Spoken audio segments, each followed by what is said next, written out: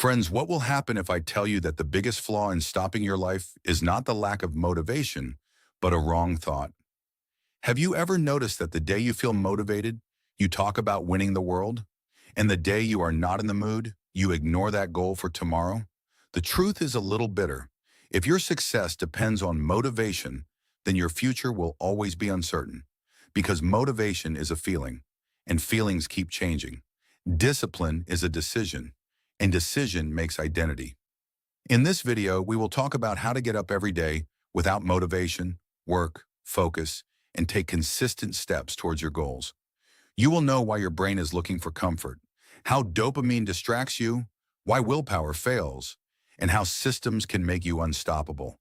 If you really want to take control of your life, if you want to rise above excuses and see results, then this video is for you. Because today we will stop waiting for motivation, and we will start making discipline our identity. Chapter 1. The Discipline Lie. Why motivation is a trap. Have you ever made a plan at night? Wake up at 5 in the morning, work out, use the phone less, work with focus. And then the alarm rang in the morning. You turned it off, and the brain said slowly, not today, but from tomorrow. There was no big mistake at that moment. Just a small feeling came, and you accepted it. The day ended, and a slight guilt sat inside. You must have asked yourself, why am I not consistent? Why can't I stay motivated? This is where most people make mistakes. We think that there is a lack of discipline, but in reality, we believe in motivation. Motivation feels good, like watching a motivational video on Sunday and the desire to change your life. But as soon as Monday comes, the same passion disappears. Why? Because motivation is emotion, and emotion changes like the weather. This also happens in a job. When the salary is credit, the energy is high. When the boss criticizes, the same work feels like a burden. Even in business, if there is profit, there is excitement. If there is loss, there is doubt. If the action depends on the mood, then progress will also depend on the mood. Gradually, a realization comes. Maybe the problem is not laziness. Maybe the problem is that we wait to feel. Even highly disciplined people are not motivated every day. The only difference is that they do not let the feeling make a decision. They make a system, like a friend who was not motivated to go to the gym. But he made a rule. No matter what, I will stand in the gym for 20 minutes. For many days, he just did a light workout. But he definitely went. After a few weeks, he did not need motivation at all. This is the core idea. Discipline does not come from emotion. It comes from identity. When you consider yourself a person who fulfills his promises, then the action begins to be automatic. It will seem uncomfortable in the beginning. But maybe this discomfort is the beginning of real freedom. And the question is, if motivation is not trustworthy, can you learn to trust the decision? Chapter 2. Self-control is a muscle. Have you ever noticed that when you decide to reduce sugar from today, biscuits come with tea, and you think, today is the last time, or when you have to focus on work, the notification on the phone starts blinking? Doesn't it seem strange? As if the world is taking a test. But to be honest, not the world. Your brain is doing its job. And this is where the confusion begins. We think we are weak. I do not have willpower. But is it really so? Or is the story something else? There was a boy who used to decide as soon as he got his salary every month that this time he will definitely save. First, he used to be in control of expenses for 2 to 3 days. Then the weekend came. Friends' plan was made. Online sale was seen. And the account was almost zero again. The same cycle every month. He thought he was financially irresponsible. But in reality, he was not able to understand a simple thing. Self-control is not a fixed trait. It is like a muscle. If you do not use it, it remains weak. If you train it slowly, it starts to become strong. What is our fault? We try to make 10 changes in one day. Waking up at 5 in the morning, going to the gym, no junk food, 3 hours of deep work, and when energy drops on the third day, we conclude that discipline is not my cup of tea. But have you ever thought that no one lifts 100 kilos in the gym directly? First 5 kilos, then 10, then 20. The brain is also trained in the same way. How does it look in real life? Suppose you want to use the phone less. Instead of coming directly to 30 minutes from 4 hours, first keep a rule of 15 minutes. When the urge comes, I will wait for 15 minutes. That's it. Many times you will still scroll, and that is what gives a new signal to your brain that you are not a slave to impulse. Gradually, this gap increases. The core idea of the book is simple but powerful. Self-control is not an emotional decision. It is a neurological training. Every small victory, whether it is 10 minutes of extra focus or avoiding an unnecessary expense, strengthens the circuit of discipline in your brain. That's why people don't fail, because they are incapable. They fail because they don't accept the process with patience. So next time when there is a temptation, don't ask yourself whether I have the willpower or not. Just ask, can I train this muscle a little more? Because maybe the issue is not your weakness, but your consistency. And consistency is built, not waited for. Chapter 3. Systems Willpower. Have you ever thought that some people wake up almost at the same time every morning, work out, stay focused on work, and when you look at them, it seems that their willpower level is different? Then you look at your day. You have to decide as soon as you wake up, should I go to the gym today or not? Should I work first or scroll the phone a little? Should I eat healthy or not? Small decisions all day long and tired till evening. Then you say, I can't be consistent. But is the problem really of discipline or decision fatigue? I had an acquaintance. He was in a corporate job. He made the whole plan every Sunday night, strict routine from Monday. But on Monday, the pressure of the office, unexpected calls, random meetings, and routine would break. He thought he was a distracted person. One day, he just changed a little thing. He made the first 90 minutes of the morning a non-negotiable deep work. Phone silent, door closed, coffee ready, task already defined. Now he didn't have to decide what to do. He just had to sit and start. A few weeks later, he noticed productivity increase, stress reduced. Motivation was fluctuating like before, but the system was stable. What is our biggest mistake? We think that strong people take strong decisions, but in reality, strong people take less decisions. They design the environment so that the right thing becomes the default. Like if you want to eat healthy, but the fridge is full of junk, then you have to put self-control every time. But if there is no junk in the house, then the temptation is over.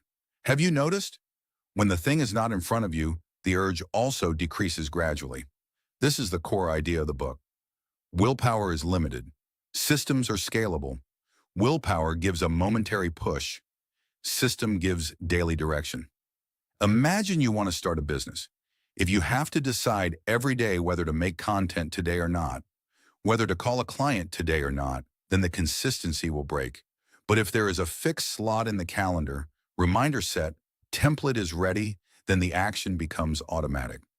Gradually, discipline becomes a routine. People fail here because they focus on the goal, not on the process. They think I have to lose 10 kilograms of weight, but they don't think what will happen to my daily system. They say I have to save PES, but they don't set auto-transfer. Desire is strong, design is weak, and when design is weak, then temptation wins. How to apply it? Start with small systems. Fixed wake-up time, same study spot, night before planning, phone in another room, automatic savings transfer, weekly review time. When the system is clear, then discipline seems natural. And maybe the real question is not how much willpower I have. The real question is how intelligently I have designed my life. Because when the design is right, then the struggle is less. And when the struggle is less, then progress starts quietly.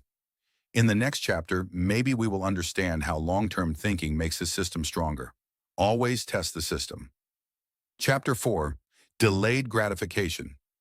Have you ever thought as soon as you get a salary, I will invest this time, make the future secure, and then in a few days, EMI, shopping, eating out, small expenses, and seeing the balance at the end of the month, a slight worry, or started a diet, ate clean for 2 days, and now enjoy it. Strict from tomorrow. How many times has that today defeated tomorrow? This is the place where most people lose silently. We want to be happy long-term, but do not want to leave short-term comfort. The problem is not the character. The problem is the wiring. Our mind immediately likes reward. We get sweet taste now. The Netflix episode and the stability of the future seem a little abstract, far away. And what is far away, it is easy to ignore it. I had a friend, he wanted to start a business. Every weekend he would do research, write ideas, listen to motivational talks. But when it was time to take the actual risk, not to leave a stable job, but to give an extra 2 hours for side hustle every day, the same place would slip. I am tired today. I will do it on the weekend. The weekend would come. Social plans would be made. Slowly, a year passed. The idea stayed there. Life stayed there.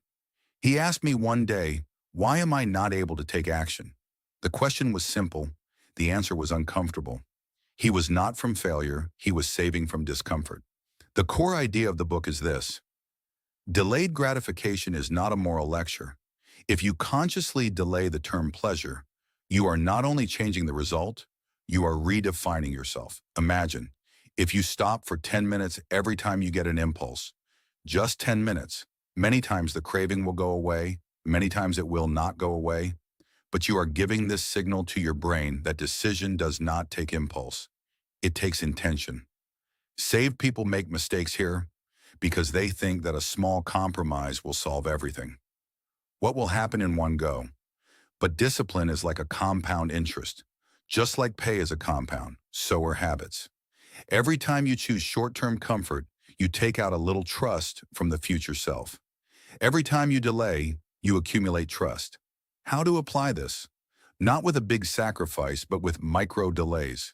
Craving I, pause, first saving, auto transfer, then spending. Don't feel like going to the gym, just wear shoes. Keep the action small, keep the consistency big. Gradually, the delay seems normal. And maybe the real question is not what am I getting now? The real question is what kind of a person am I becoming? Because today's small comfort sometimes steals the big freedom of tomorrow. And freedom is probably the biggest reward you get. Chapter 5. Emotional control. Has it ever happened that someone's one word ruined your whole day? The boss criticized a little in the office, and suddenly the work you were doing seemed heavy. Or after a small argument at home, you decided that something would not be productive today. Strange, isn't it? The work is the same, the goal is the same. Why is my focus not stable? This is where the real struggle begins. We think that discipline means taking daily action. But there is one more thing going on quietly. Emotions, boredom, frustration, doubt, comparison, fear, all these silently start taking decisions. Imagine, you have started a business. Maybe this is not my cup of tea. If at that moment you consider emotion to be the final verdict, then the action stops. And the outside world says that there was no consistency, but in reality, consistency lost to emotion. That's why people make mistakes here because they were not taught that emotion is temporary.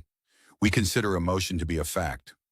I don't feel confidence, which means I am not capable, which means I need rest.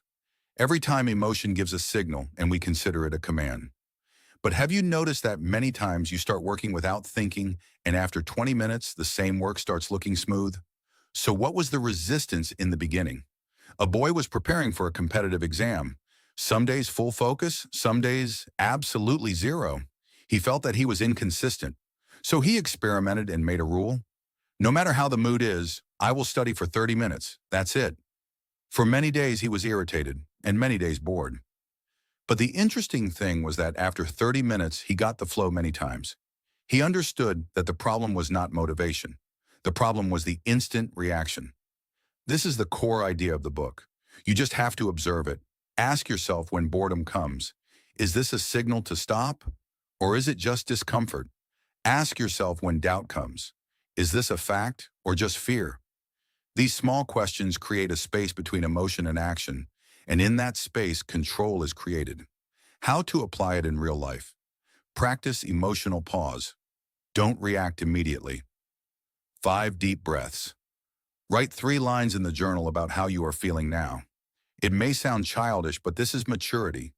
Gradually, you will notice that emotions will come and go, but your system will remain stable.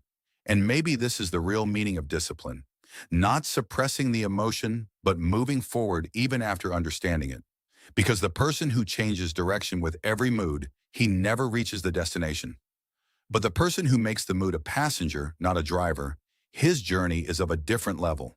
And maybe the next question is, when emotion comes under control, how does identity change? Chapter 6. Have you ever noticed that some people don't try to eat healthy? They just eat healthy. Some people don't try to save pace. They naturally save. And some people don't try to stay focused. They just stay focused. What is the difference between them and others? Skill, luck, or something else? Often we chase the goal, but ignore the identity. We say, I want to be fit. I want to be successful. I want to be disciplined. But our self-image is different from the inside. I am a little lazy. I am not consistent. I am emotional.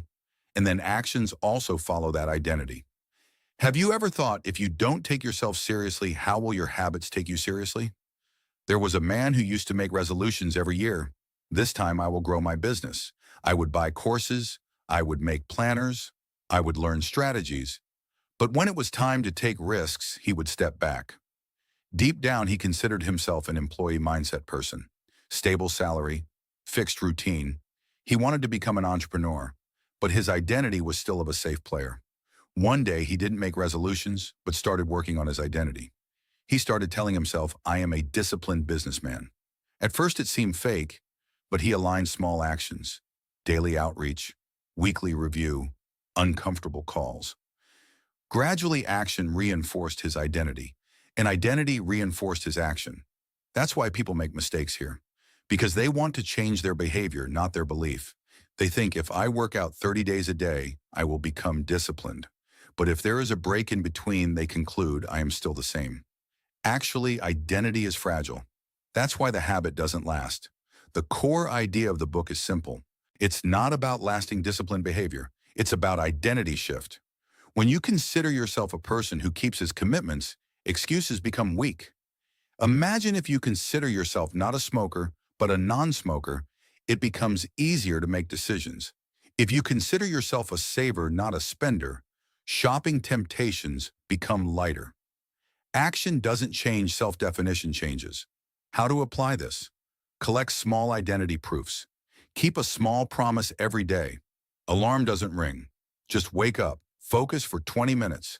Skip an unnecessary expense. Mentally note every small win. This is me. Identity doesn't come from loud announcements. It comes from silent evidence. Interestingly, when identity shifts, struggle doesn't diminish, but meaning changes. Workout doesn't feel like a punishment. It feels like a proof. Saving doesn't feel like a sacrifice. It feels like an investment. Focus doesn't feel boring. It feels like a character build. Maybe this is the last level of discipline, when you don't have to push yourself because you have become the person who pushes. And then the question is not about the goal. The question is, what level of identity should I choose? Because maybe the real game is not about achievement, it is about evolution. Conclusion. If you look back, you might understand that the problem was never lack of motivation. The problem was that we made motivation a driver. When we felt good, we walked. We felt that consistency is not our cup of tea. But now the picture is clear.